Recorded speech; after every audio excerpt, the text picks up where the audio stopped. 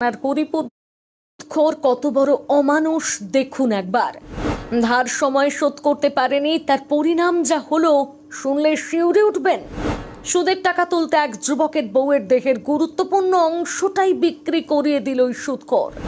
সুদের টাকা আদায় করতে ওই সুদখোর কতটা নিচে নেমেছেন দেখুন একবার। অভিযুক্ত গ্রেপ্তার হতেই সকলে মুখ খুলছেন, তারপরই জানা যায় তার ভয়াবহ রূপ। এমন এক সাংঘাতিক ঘটনা ঘটেছে উত্তর 24 পরগনা জেলার অশোকনগরে। স্থানীয় সূত্রে খবর, অভাবের তাড়নায় সুদের ফাঁদে পা দিয়ে সর্বশান্ত হয়েছে এক অসহায় পরিবার। শুধু তাই নয়, সুদ মেটাতে গিয়ে নিজের দেহের গুরুত্বপূর্ণ অংশ বিক্রি করতে বাধ্য হয়েছে যুবকের স্ত্রী। ঘটনায় মূল অভিযুক্ত সুদখোর ও পাচারকারী হিসেবে যুক্ত থাকার অভিযোগে বিকাশ ঘোষ ওরফে শীতল ঘোষকে গ্রেপ্তার করেছে অশোকনগর থানার পুলিশ। অভিযোগকারী যুবক জানিয়েছে, অশোকনগর থানার হরিপুর ভৈরবতলা এলাকার এক যুবক সংসারের খরচ চালাতে গিয়ে দেনার দায়ে জর্জরিত হয়ে পড়ে। নিরুপায় হয়ে বিকাশ ঘোষ ওরফে শীতলের কাছ থেকে 60,000 টাকা সুদে ধার নেন তিনি। ধার নেওয়ার পর সুদ হিসেবে প্রায় 1 থেকে 20,000 টাকা পরিশোধ করেন, কিন্তু আসল 60,000 টাকা শোধ করতে না পারায় সুদখোরের পক্ষ থেকে শুরু হয় চরম খারাপ ব্যবহার। রীতিমতন চাপ দিতে যুবকের স্ত্রী তার দেহের গুরুত্বপূর্ণ অংশ বেচতে বাধ্য হন।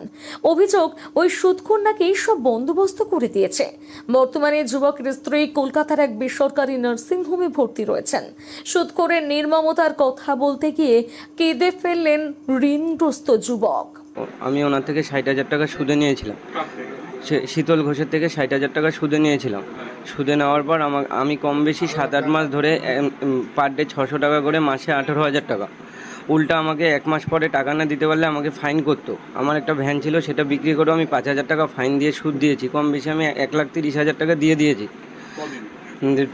6-7 মাসে 1,30,000 টাকা আমি অলরেডি দিয়ে দিয়েছি। হ্যাঁ, সুদ দিয়েছি। এবার তারপরেও আমি তারপরে যখন 6-7 মাস ধরে আমি সুদ দিতে পারছিলাম না, আমি খুব চাপে পড়ে ওনার কাছে যাই।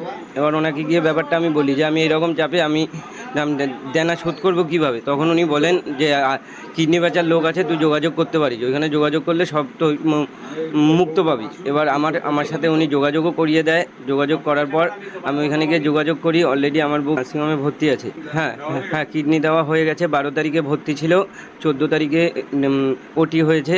আর আমার বউকে শনিবার দিন ছুটি দেওয়া হবে। ওই দাদাকে আমি বলেছিলাম আপোষে যে আমি 1 লাখ টাকা দেবো, আপনি একটু বুঝে নিন। এবার উনি তখনও বুঝছে না। আমার একইতেই আমার মা বয়স্ক মানুষ, খুবই অসুস্থ, তার ভিতরে আমি ছেলেটার ওই অবস্থা, বউ আমার নার্সিংহোমে। তবু আমি কন্ট্রোল করে, উনি আমাকে ফোন করে বলে আমি তোর থেকে টাকা বুঝে নেব, তুই দিবি না, তোর বাপ দেবে, আমি তোর টাকা বুঝে নেব। ও আমার কাছে 2,20,000 টাকা দাবি করতেছে এই মুহূর্তে। কিডনি বেঁচেছে 5.5 লাখ টাকা।